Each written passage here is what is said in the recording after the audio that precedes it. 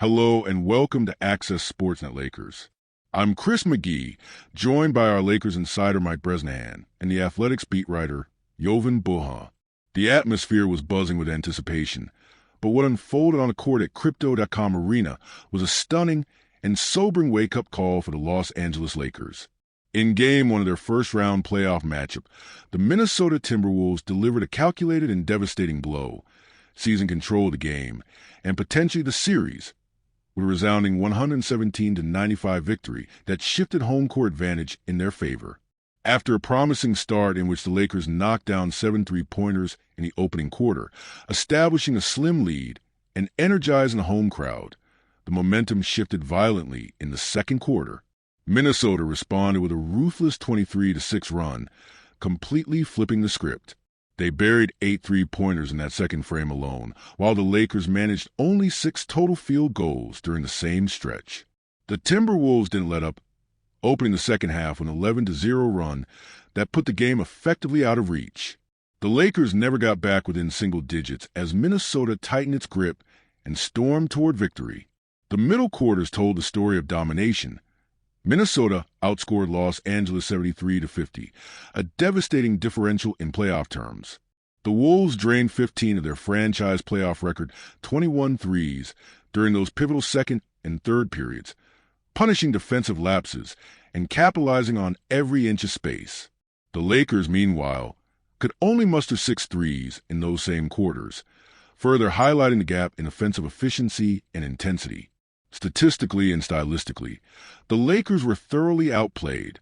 They were out-rebounded by 10, out-assisted by a staggering 19-4 margin, and outmatched physically. The Timberwolves' identity, a gritty, aggressive, physical brand of basketball, was on full display, and the Lakers, quite frankly, weren't ready. As Anthony Davis put it, "We've got to be way more physical. It's 48 minutes, and every possession matters." We weren't physical. They were running. They were getting whatever they wanted, and we have to be better. It wasn't just physicality. It was a tactical masterclass by Minnesota. The Timberwolves switched defensive coverages and dared the Lakers to beat them one-on-one. Gone were the typical drop schemes and hedges that the Lakers may have anticipated. Instead, Minnesota's defense forced tough isolation plays and contested jumpers, neutralizing LA's offensive rhythm. LeBron James and Austin Reeves were often stuck on the perimeter without the downhill momentum they thrive on. It was a calculated gamble by the Wolves, and it worked. Defensively, the Lakers struggled to handle Minnesota's length and floor spacing. Players like Jaden McDaniels, Julius Randle, and Sixth-Man of the Year candidate Naz Reid feasted on a Lakers front court that lacked a true rim-protecting presence outside of Jackson Hayes, who was limited to just 8 minutes. McDaniels, notably, exploited the mismatch repeatedly, stating post-game, "When Jackson Hayes wasn't on the court, I was basically the tallest person out there. No one could really rim protect me." That level of confidence from a role player speaks volumes about the Timberwolves' offensive execution and the Lakers' interior vulnerability. Hayes, in fact, finished with plus 11 in his brief stint, yet barely saw action again, a questionable rotation decision that may warrant adjustment in Game 2. Rudy Gobert, the Timberwolves' 4-time Defensive Player of the Year, remained a steadying presence, playing over 20 minutes and anchoring the paint while also freeing up shooters like Reed, who knocked down 6 triples. The Lakers' smaller, more mobile lineups, which had success late in the regular season against teams like OKC, Houston, and Dallas, were ineffective against Minnesota's size and physical style. There's a historic element to this Timberwolves team that echoes the 2004 squad led by Kevin Garnett, Sam Cassell, and Latrell Sprewell, gritty, talkative, unrelenting. This version might not have the star-studded names of that past group, but they've adopted a bruising identity that poses a very real threat.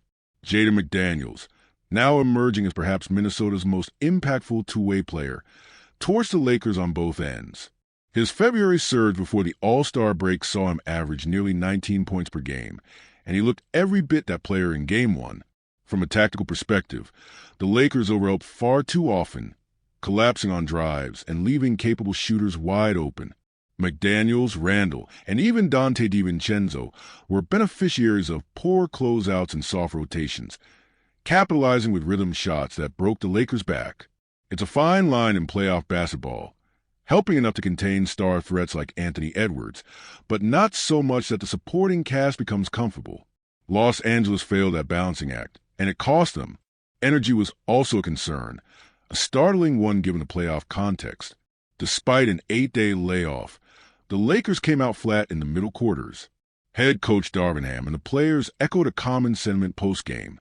The energy felt more like a regular season matchup than a playoff war. The fans were engaged, the arena was alive, but the team didn't meet the moment. The Timberwolves, by contrast, played like a squad hardened by the journey, understanding the stakes, and delivering a complete performance. And now, the pressure is squarely on the Lakers. Game 2 becomes a must-win, not just in terms of avoiding a 0-2 hole, but in re-establishing their identity. Can they adjust to Minnesota's physicality? Can they rebound with urgency, protect the paint, and challenge shooters? Can LeBron and AD set the tone early, forcing the Timberwolves to defend from the opening tip? These are the questions that will define this series. Minnesota, for now, holds the advantage, not just on the scoreboard, but in mentality, strategy, and execution. The Lakers have the talent and experience to respond, but Game 2 must mark a dramatic shift in intensity, purpose, and poise. The playoffs are about moments, and for the Lakers, their first real moment is already here.